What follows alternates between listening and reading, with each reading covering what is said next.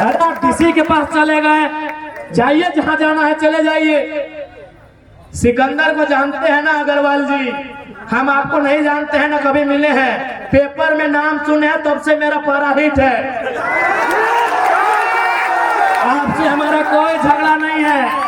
एक तो आटा चक्की पीसते थे राजस्थान से आके, और लोगों को यहाँ झारखंड के मूलवासी, झारखंड के आदिवासी पे जुल्म करिएगा, केस करिएगा, तो याद रखिएगा आने वाला दिन जब काउंटर होगा ना, कोई डीसीएस भी साथ नहीं देने वाला।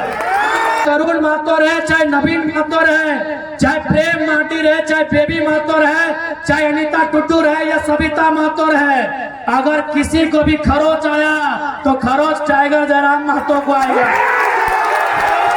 और यहाँ जा रही कारण क्या है, उनको मालूम है कि यहाँ हम लोग मजदूरों को, रैयतों को, जमीनदाताओं को सता नहीं पाएंगे, यहाँ ये लोग उल्टा पलटवार करेंगे। इसीलिए आपकी जानकारी के लिए बंगाल से 8,000 कंपनी वापस जा रही है, बिहार में तो कंपनी जाती ही नहीं है। उनको मालूम है सबसे भोले, सबसे सीधे सरल झारखंड के लोग हैं। जमीन भी लीजिए, लाठी डंडा भी मारिए, इन लोग कुछ नहीं बोलेगा, इन लोग कुछ नहीं बोलेगा। सबसे सरल झारखंड के लोग हैं। अभी हाल फिलहाल हमने देखा हमारे सरायकेला इकाई की टीम, वो कहीं कोई फैक्ट्री में आंदोलन कर रही थी, धरना में बैठी थी, सुने कोई राजस्थान का मालिक है, कोई अग्रवाल जी करके हैं, डीसी के पास चले गए शिकायत करने के लिए। सुनिए, अरे इसी झारखंड में पंजाब के बहुत सारे लोग रहते हैं, सिख समाज के अनगिनत लोग रहते हैं, लेकिन आज तक उनसे हमारी कोई शिकायत नहीं हुई। क्यों मालूम है? न सिख समाज लंगर वाली प्रथा को मानता है, सिख समाज अपने पूंजी से लोगों का पेट भरने की प्रथा को मानता है। अरे अग्रवाल जी, आप आटा चक्की पीसते पीसते करोड़पति हो गए, तो हमको मालूम है आपका कैरेक्टर क्या है। इसी मिट्टी में हजारों की संख्या में सिख समुदाय के लोग रहते हैं, लेकिन किसको कहे कि कभी उनसे हमारा विवाद हुआ हो? हमारा विवाद किनसे होता है? उन पूंजीपतियों से होता है, उन दलालों से होता है जो झोला लेकर आए थे और आज चोरी करके, बेईमानी करके करोड़पति हो गए हैं। तो बताइए कहां गलत है? इसलिए मैं इस मंच के माध्यम से, चाहे अग्रवाल जी रहे, चाहे फल्ला जी रहे, डीसी केवल आपका नहीं है। ये जो डीसी के पास अब एप्लीकेशन लेके चल गए ना, और याद रखिएगा, चाहे तरुण महतो रहे, चाहे नवीन महतो रहे, चाहे प्रेम माटी रहे, चाहे बेबी महतो रहे, चाहे अनीता टुटू रहे या सविता महतो रहे, अगर किसी को भी खरोच आया तो खरोच टाइगर जयराम महतो को आएगा। और याद रखिएगा, इस बार हम निर्मल दादा की तरह, सुनील दादा की तरह चिता बहुत बाद में जलाएंगे, पहले अपनी समस्याओं को जलाएंगे। अब हमारी समस्याएं सिस्टम से है, हमारी समस्याएं किसी संस्था से है या किसी व्यक्ति से है, मुझे नहीं मालूम। इस बार यदि किसी को खरोच आया, हम उनकी चिता पहले नहीं जलाएंगे। हम रोज तिल तिल के मर रहे हैं, हम रोज तिल तिल के मरते हैं, हम अपनी जमीन में भूखे मर रहे हैं, हम अपनी जमीन में बेरोजगारी का दंश झेल रहे हैं, हम अपनी जमीन में पलायन का दंश झेल रहे हैं। इसलिए सुन लीजिएगा साफ साफ, जो भी उद्योग के लोग हैं, पहला बात ये भी जान लीजिए कि हम उद्योग के खिलाफ नहीं है। जितनी भी कंपनी फैक्ट्री के संचालन करता है, हम कोई कंपनी फैक्ट्री के खिलाफ नहीं है। हम देश के प्रधानमंत्री, वर्तमान प्रधानमंत्री नरेंद्र मोदी के चमत्कारिक मंदिर, ईश्वर देवी देवताओं के मंदिर की तुलना में देश के पहले प्रधानमंत्री पंडित जवाहरलाल नेहरू के आधुनिक मंदिरों के पक्ष में है। हम नरेंद्र मोदी जी के मंदिरों के पक्ष से कई ज्यादा देश के पहले प्रधानमंत्री पंडित जवाहरलाल नेहरू के आधुनिक मंदिरों के पक्ष में है। आधुनिक मंदिर यानी कल कारखाना, आधुनिक मंदिर यानी फैक्ट्रियां, आधुनिक मंदिर यानी डैम, आधुनिक मंदिर यानी रोजगार। हम उनके पक्ष में हैं, लेकिन सवाल है उस मंदिर को मैंने जमीन दिया है, अगर हम घंटी बजाने की भी नौकरी वहां नहीं मिलेगी तो सवाल तो होगा, सवाल तो होगा।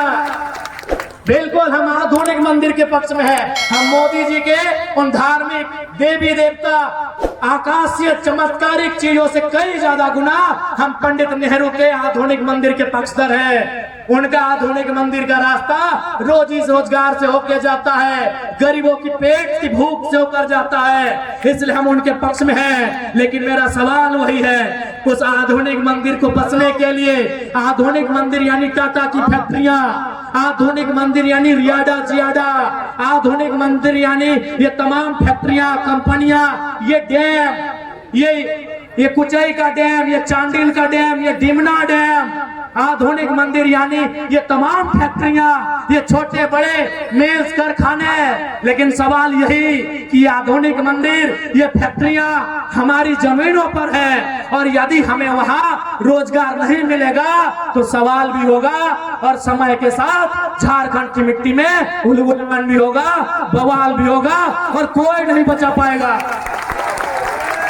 डीसी के पास चले गए, जाइए जहां जाना है चले जाइए।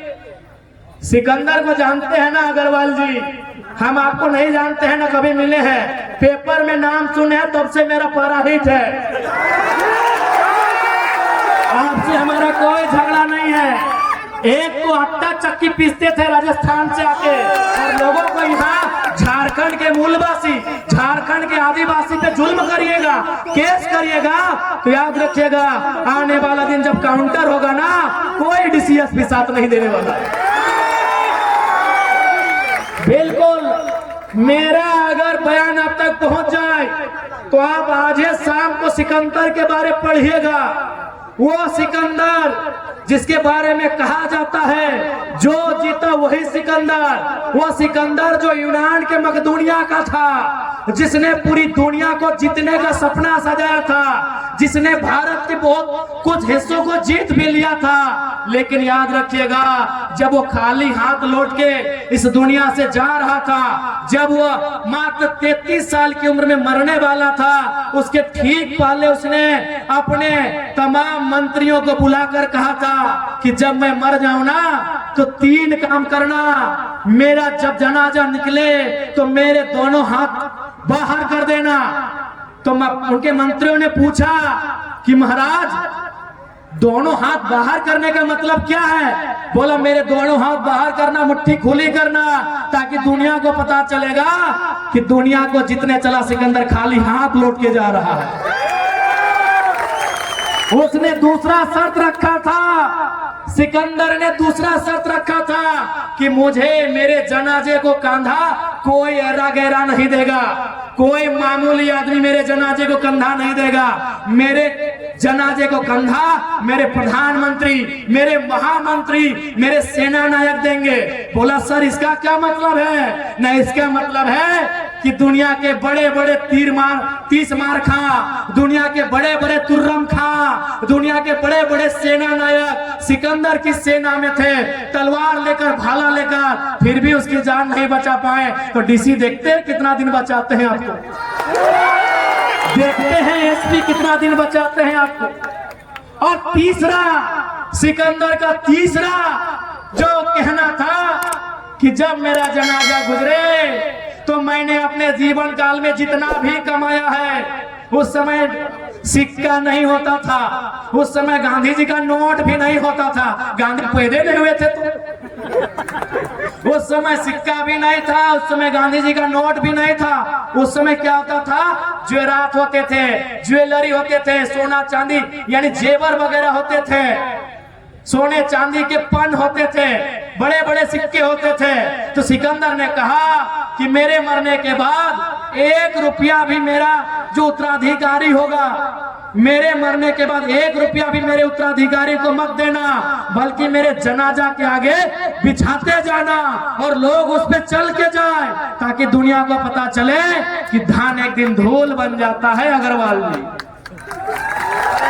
आपके साथ साथ तमाम फैक्ट्री कंपनी चलाने वाले मालिक को कहेंगे कि धान एक दिन धूल बन जाता है। और कान्हा, ये डीसी एसपी बहुत छोटा होता है उनके प्रधानमंत्री लोग के सामने, उन लोग नहीं बचा पाया। इसलिए हमारी आपसे कोई व्यक्तिगत लड़ाई नहीं है। क्यों हमारी टीम आपके खिलाफ आंदोलन की, आपको भी मालूम है। आप समय पे पैसा नहीं देंगे, आप ओवर टाइम करवाएंगे, 10 मिनट लेट होने से तनख्वाह काटेंगे, तो क्या आपको हम चुमा लेंगे?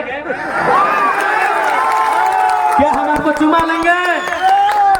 आप अपने बारे में डीसी को कहा नहीं बताए कि आप कौन सा गलत काम करते हैं? आपने तो बता दिया जेल के लोग उद्योग को डिस्टर्ब कर रहे हैं। आपने बताया कि आप झारखंड सरकार ने जो रेट निर्धारण किया है, non skill, skill, semi skill, skill, क्या आप उनके आधार पर पेमेंट दे रहे हैं? क्या आप पीएफ तथा जो भी सुविधाएं मजदूरों को मिलनी चाहिए आप दे रहे हैं? ग्रेजुटी दे रहे हैं? जो भी मजदूरों को सुविधा मिलनी चाहिए क्या आप अपनी फैक्ट्रियों में दे रहे हैं? अगर नहीं दे रहे हैं तो कौन मुंह से डीसी के पास गए थे?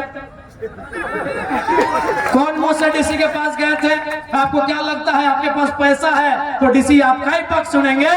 तो हम भी इनके विधायक हैं, देखते हैं डीसी एक तरफा कैसे करते हैं, देखते हैं डीसी एक तरफा कैसे करते हैं। नहीं, आप पैसे वाले हैं, आपको लगा डीसी आपके जेब में है, मुंह उठा के चल गए, तो हम भी इनके मेंबर ऑफ लेजिस्लेटिव असेंबली हैं, देखते हैं डीसी एक तरफा कैसे करते हैं। याद रखिएगा, हम जनप्रतिनिधि हैं और डीसी कौन है? नौकरशाह है। नौकरशाह का मतलब क्या होता है? देखिए डीसी महोदय, हम आपके खिलाफ कोई ऐसा वचन नहीं कह रहे हैं, जो सिस्टम है दुनिया को बता रहे हैं। डीसी रहे चाहे एसपी रहे, वो नौकरशाह का पाठ होते हैं। आप जनता के सेवक हैं, हम जनप्रतिनिधि हैं, हम उनके प्रतिनिधि हैं। आप उनके सेवक हैं, हम उनके प्रतिनिधि हैं। प्रतिनिधि का मतलब क्या होता है मालूम है? नहीं मालूम है तो बता देते हैं। क्योंकि भारत एक लोकतांत्रिक देश है, यहाँ कानून बनाना होता है, यहाँ नियम बनाना होता है, यहाँ विधि बनाना होता है, और जनता डायरेक्ट विधि नहीं बना सकती है। क्योंकि जनता 1 अरब से ज्यादा है। तब ये निर्णय हुआ कि जनता 15 लाख में 20 लाख में एगो प्रतिनिधि चुनेगी, वही तो हम हैं। हम जनता के प्रतिनिधि हैं, हम उन्हीं की आवाज को, उन्हीं के मुद्दों को, उन्हीं की समस्याओं को विधानसभा में, लोकसभा में, राज्यसभा में लेकर जाते हैं। इसलिए जो भी उद्योग घराना ये सोच रहा है कि पदाधिकारी आपके जेब में है, ये गलत बात है। क्योंकि डीसी एसपी वो जनता के होते हैं, किसी